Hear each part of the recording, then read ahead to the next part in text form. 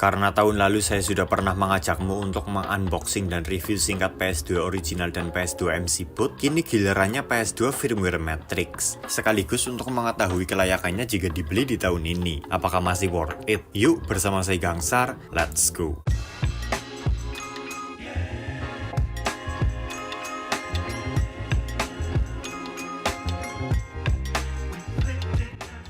PS2 sekarang memiliki 3 jenis firmware, yakni PS2 MC Boot yang memakai hard disk eksternal dan memory card untuk booting, PS2 original yang memakai kaset, dan PS3 Matrix yang tidak memakai apapun. Nah, dari ketiga jenis firmware PS2 tersebut, yang menjadi primadona terutama di Indonesia adalah yang Matrix. Karena simple, semua kebutuhannya sudah ada di dalam satu unit PS. Dan PS2 Matrix ini juga sangat familiar karena dulu sering digunakan di rental-rental PS saat kita masih kecil. Makanya PS2 jenis ini sekarang sangat dicari-cari. Karena sangat dicari-cari, sedangkan chip Matrix-nya lumayan terbatas, otomatis ketersediaannya menjadi langka dan harganya pun menjadi mahal di sekitar 400-700 ribuan. Tapi alhamdulillah saya berhasil mendapatkannya, dan kali ini saya akan memperlihatkan proses unboxing paket PS2 Matrix ini, mencoba memainkannya, dan kita akan sama-sama mengambil kesimpulan apakah PS2 Matrix ini masih layak di zaman sekarang atau tidak. Sudah penasaran? Yuk kita mulai dari cerita saya mendapatkan PS2 ini.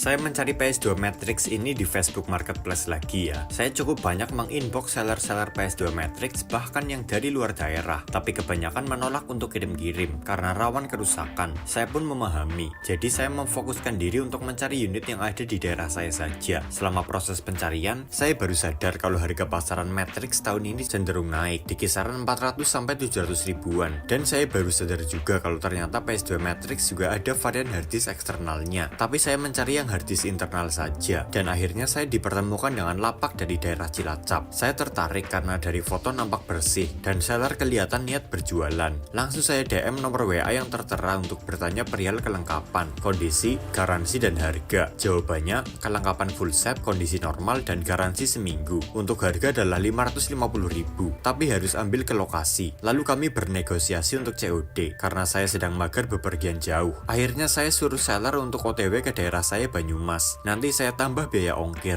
Akhirnya seller setuju dengan ongkos 50 ribu. Akhirnya pada sore di hari yang sama saya WhatsApp, kami melakukan COD di dekat rumah saya dan deal di tempat.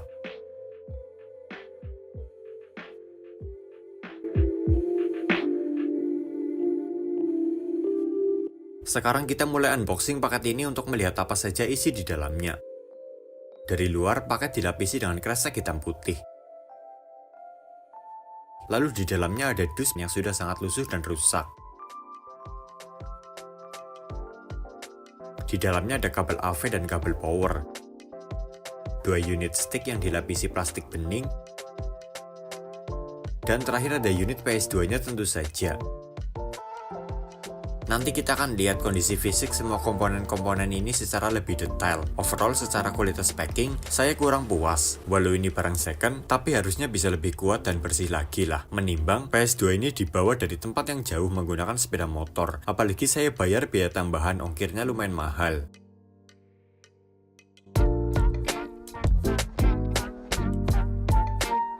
Untuk aksesoris, seperti yang sudah kita lihat tadi, kita hanya mendapatkan 2 stick dan 2 kabel. Tapi untuk stick, semuanya ini dalam kondisi baru ya, walau tipenya ori pabrik. Setahu saya harga per piecesnya kalau di toko PS sekitar 30-40 ribuan. Lalu untuk kabel AV dan kabel power, keduanya second. Secara kebersihan juga cukup kotor, debu di sepanjang kulit kabel, dan karet di ujung colokan. Buat kamu orang yang perfeksionis, pasti akan merasa kesal dengan kondisi seperti ini. Tapi kalau saya sih santai saja.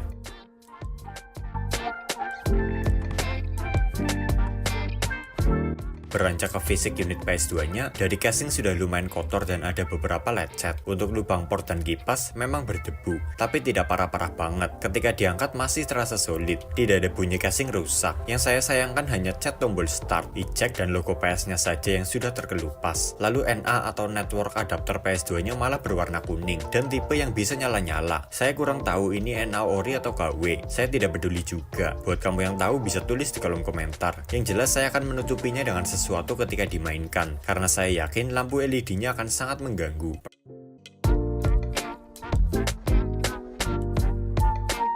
Pertama, colokan kabel power ke lubang power pada bagian belakang PS. Lalu ujung jacknya colokan ke stop kontak. Kemudian colokan ujung kabel AV PS2 yang gepeng ini ke lubang AV di belakang PS2. Lalu ujung kabel yang warna-warni colokan ke port AV pada TV. Sesuaikan warnanya ya, merah ke merah, kuning ke kuning, dan putih ke putih. Di sini saya menggunakan TV LED. Buat kamu yang masih memakai TV tabung sama saja, malah gambarnya bakal lebih bagus. Kemudian colokan stick PS ke lubang stick pada bagian depan PS2. Kalau stickmu cuma satu, colokan ke port nomor 1. Kalau kamu punya 2 stick, baru boleh bebas. Lalu nyalakan TV-mu. Dan pindah source atau sumbernya ke mode AV. Sekarang pencet tombol power on off di bagian belakang PS. Lalu lampu pada tombol power di depan PS akan menyala merah. Setelah itu pencet tombol power depan tersebut sekali saja, hingga lampu yang tadinya merah berubah menjadi hijau. Lalu pencet lagi tombol hijau tersebut sekali. Dan alhamdulillah TV berhasil menampilkan logo Matrix hingga sampai ke menu pilihan game.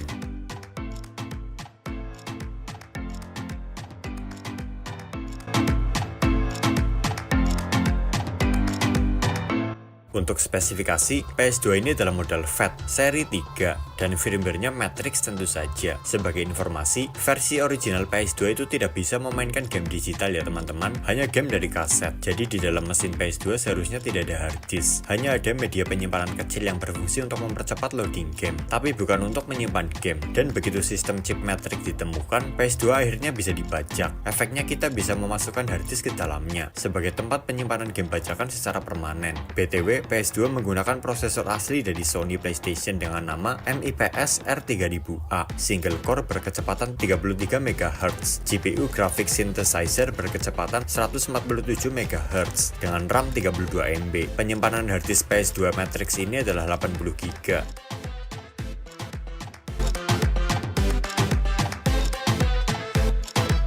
Berikut adalah daftar game yang bisa ditampung oleh harddisk internal PS2 80 GB ini. Semuanya berjumlah 29 game. Yaitu ada Basara 2, Lego Batman, Battlefield 2, Ben 10, Black, BMX XXX, Bully, Digimon Rumble Arena 2, Downhill, Dragon Ball Tenkaichi Budokai 2, God of War 2, God Hand, GTA San Andreas, Guitar Hero, Indiana Jones, Jet Li, Justice League, Mortal Kombat, MotoGP 3, Naruto Ultimate Ninja 5, Need for Speed Most Wanted, Resident Evil 4, Rumble Racing, Shaolin Soccer, The Incredibles, SmackDown WWE Here Comes the Pain, Ultraman Nexus, Winning Eleven 2024, dan PES 2024. Setelah saya tes game-game tersebut, semuanya bisa dibuka dan dimainkan. Selama seminggu ini, saya malah belum pernah menemui kejadian macet. Tidak seperti di PS2 MC Boot saya yang bentar-bentar nge-lag dan macet. Game favorit saya tentu saja masih Downhill Domination. Apalagi kadang saya memainkan PS2 ini di TV tabung, jadi gambar lebih bening dan FPS terjaga. Buat kamu yang belum tahu, PS2 memang dikhususkan untuk bermain di TV CRT yang ada di TV tabung. Kalau kamu bermain PS2 di TV LED, memang bisa, tapi kurang cocok. Efeknya gambar akan pecah dan FPS juga terlihat patah-patah.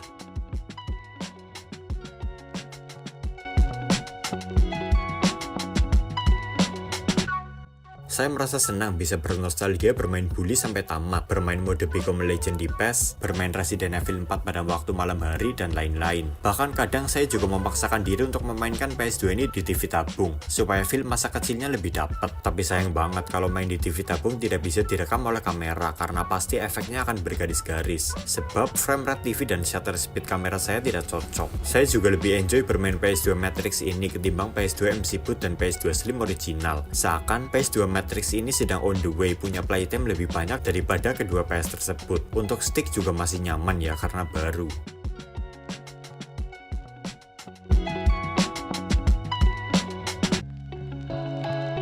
Satu-satunya kekurangan yang saya temui selama bermain PS2 ini dalam seminggu terakhir adalah kejadian Matrix tidak bisa masuk ke daftar game. Jadi setelah logo Matrix muncul ketika booting, lalu stuck di ngeblank hitam. Setelah saya kulik permasalahan ini dari internet, ternyata masalahnya ada pada NA atau harddisknya yang kendor atau kotor. Jadi saya mengatasinya dengan mencabut bautnya, menariknya keluar, dan membersihkan harddisknya. Ternyata memang benar, harddisk sudah sangat kotor dan terlihat sudah tua. Kemudian saya pun memasangnya kembali dengan hati-hati dan memastikan baut sudah kuat terpasang. Baru PS2 bisa sukses booting sampai ke menu.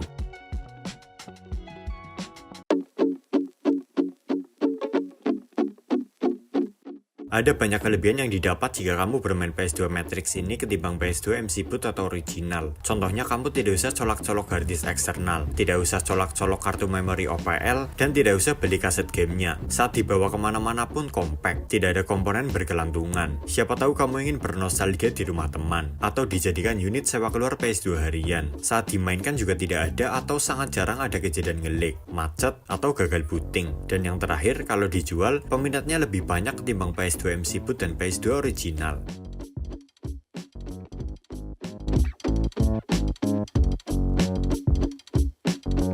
Ya, jadi seperti itulah teman-teman, video saya kali ini mengenai unboxing dan review singkat konsol PlayStation 2 versi Matrix di tahun 2025. Kalau saya ditanya, apakah masih worth it membeli PS2 Matrix ini di zaman sekarang? Saya akan jujur saja dalam menjawab, yaitu kurang. Kenapa? Karena gamblingnya terlalu besar, presentasinya 50/50. PS2 itu produk lama, umurnya sudah 20 tahun lebih, dan chip Matrix juga terbatas. Kalaupun kamu berhasil membeli PS2 Matrix untuk digunakan ngegame, mau beli online ataupun COD, kemungkinan besar dalam waktu dekat pasti akan ditemui kendala, mulai dari ngelag, macet, hingga pada akhirnya tidak bisa booting, sehingga kamu harus membawanya ke tukang servis PS, karena memang sudah bukan eranya lagi. Seperti kawan saya akhir-akhir ini, baru beli PS2 Matrix dari orang, harus bolak-balik ke tukang servis karena gagal booting. Lalu peruntukan PS2 Matrix ini sekarang untuk siapa? Yaitu untuk kolektor saja, atau gamer yang hanya ingin bernostalgia, tapi punya backup PS seri di atasnya. Jadi jika nanti rusak, tidak akan menyesal. Emulator PCSX2 di PC saja sekarang sudah sangat stabil untuk bermain game-game PS2. Jauh lebih worth it untuk dipakai. Kalau menurutmu bagaimana? Tulis pendapatmu di kolom komentar ya. Terima kasih sudah menonton video ini sampai habis. Semoga bermanfaat dan menghibur. Oh ya, tonton juga video saya lainnya, yaitu tentang rekomendasi 5 toko online terpercaya untuk membeli PS4. Cari tahu ada toko apa saja. Jangan sampai kamu pilih sembarangan toko, karena bisa jadi unitnya bermasalah, paket rusak, dan garansi tidak ada. Like video ini jika kamu suka, komen apabila ada pertanyaan pendapat, share apabila kamu merasa video ini bermanfaat juga untuk teman-teman kamu yang lain. Follow Instagram kami di @ria.gadget agar kamu bisa tahu aktivitas channel ini di belakang layar. Cek juga toko online kami di Shopee dengan nama Store Ria Gadget Merch, karena di sana saya akan menjual BD-BD second dengan harga murah. Dan jangan lupa juga untuk hit the subscribe button di bawah agar kamu tidak ketinggalan dengan video-video saya selanjutnya tentang PlayStation dan konsol-konsol lainnya yang akan saya upload minimal 2 kali dalam seminggu. See you next time dan bye.